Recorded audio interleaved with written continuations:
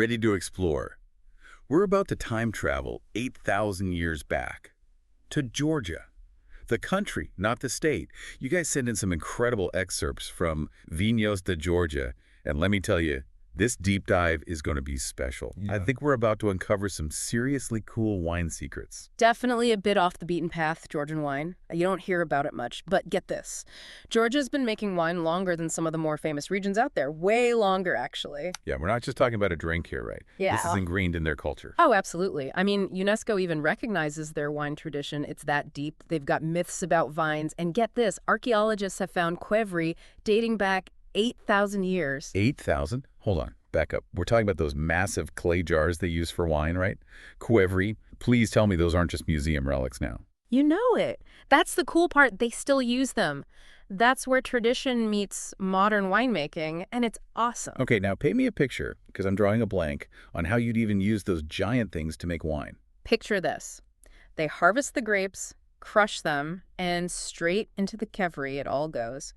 Juice, skins, seeds, sometimes even stems, all hanging out together in these giant beeswax-lined jars. Wait, they ferment it with everything still in there? That's so different from what I'm used to, like stainless steel or those fancy oak barrels. That's the beauty of it. It creates a totally unique flavor profile. That extended contact during fermentation, sometimes months, makes the wine bolder, more savory, often a bit more tannic too, you know? Okay, now you're speaking my language. But what does that actually taste like? What am I getting in my glass with a qvevri wine? Often this really cool texture, some people say it's chalky, that comes from the aging process in the qvevri. Flavor-wise, think bold, dried fruits, walnuts, often this earthy mineral thing going on, like a hearty red wine, but with this extra layer of history woven in. Wow. Tasting history in a glass. Yeah. No wonder people are geeking out about these wines. Yeah. It's like the perfect blend of tradition and something totally new and exciting. And you know, it's not just about qvevri. Georgian winemakers, they're not afraid to innovate. They're playing with different grapes, temperature-controlled fermentation, some even age in oak barrels along with their trusty qvevri. So honoring the past, but pushing boundaries. I like it. Exactly. And for listeners, this means incredible diversity. You can find a Georgian wine for any taste. From those amber wines made in qvevri to super crisp whites and elegant reds. All right, you've got my attention. But before we get lost in specific bottles, let's talk about those grapes. I heard a rumor about Georgia having like 500 native grape varieties. Is that even possible? It's true, maybe even more than 500, honestly. It's a testament to just how long they've been doing this, and it explains the incredible range of wines they make, each with its own personality. 500 grapes. Okay, I'm sold on the variety, but where do I even begin? 2 words, Saperavi and Rakatsitli. Think of them as the headliners. Saperavi is your red grape, probably the most popular one in Georgia. Makes these bold, full-bodied wines with a real presence. We're talking rich, dark fruit flavors, blackberries, plums, sometimes even these earthy or spicy notes that just draw you in. Saperavi, going Right. straight to the top of my list. And for someone who leans more towards white wines, Arcatzelli is your go-to. It's their main white grape, and man, is it versatile. You can find it in dry wines, off-dry, even sparkling. But they all usually have this enticing green apple citrus thing going on with a subtle herbal character. It's complex, you know, not your average white. versatility is always a good thing. But come on, with 500 grapes, there's got to be some hidden gems, some real under-the-radar stuff. Oh, tons. If you're feeling adventurous, seek out Mentsvein. Makes these elegant, aromatic white wines, often with floral notes. And then there's Kisi, another white but more full-bodied, complex. Apricot, honey, even spice notes. Okay, you got me wanting to book a flight just to try these wines. Mm. But we can't forget terroir. Georgia's got such diverse landscapes. That has to play a role, right? Huge role. From those Caucasus Mountains down to the sunny plains, the land itself shapes the wine. So any regions a budding Georgian wine enthusiast should have on their radar. Places known for a particular style. Definitely. And the interesting thing is, even the qvevri themselves change from region to region. Hold on. Different qvevri. Tell me more. Yeah, like in Kakheti, eastern Georgia. Nestled in the Caucasus Mountains, it's basically the heart of their winemaking. And they've got these specific qvevri, it's what they call them there. Traditionally, they're larger and wider than in other parts of Georgia. Katie, with their giant qvevri. That's a must-visit already. What kind of wines are they known for? Mostly big, bold reds, especially Saperavi. You'll find dry and semi-sweet ones, often with intense black cherry and plum flavors. And remember those earthy, spicy notes. They really come through in Kakheti wines. Sounds like the perfect pairing for mountain air and some hearty food. Absolutely. Now, if you're looking for something a little lighter, head west to Imerti. Emeriti, what's their specialty? White wines, some of the most celebrated in Georgia, they tend to be lighter bodied with this really nice, refreshing acidity.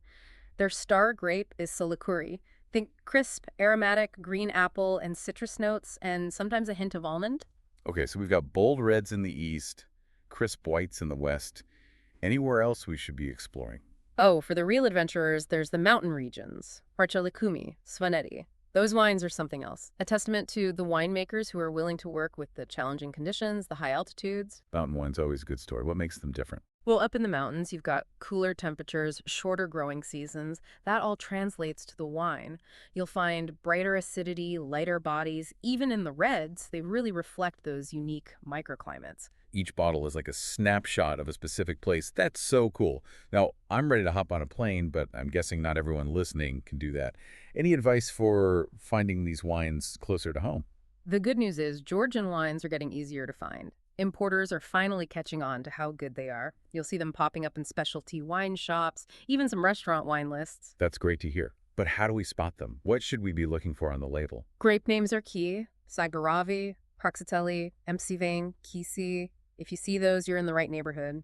Also, qvevris, or qvevris on the label, that's a good sign you're getting that traditional Georgian character. Yeah. Right, the qvevris wines will have that unique flavor profile we talked about.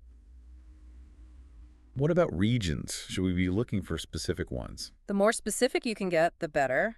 Knowing the region helps you really understand the nuances of Georgian wine, how those different terroirs, like we were talking about, impact the final product. So it's like a treasure hunt. Look for those grape names, keep an eye out for qvevris, and then get adventurous with the regions. Exactly. That's what makes Georgian wine so exciting right now. Discovering something new, tasting something totally different. I love it. But we've talked a lot about history. What about Georgia's place in the modern wine world? Are they stuck in the past, or are they evolving? It's a bit of both, actually. Georgian winemakers, they're proud of their heritage, but they're not afraid to experiment. The best of both worlds.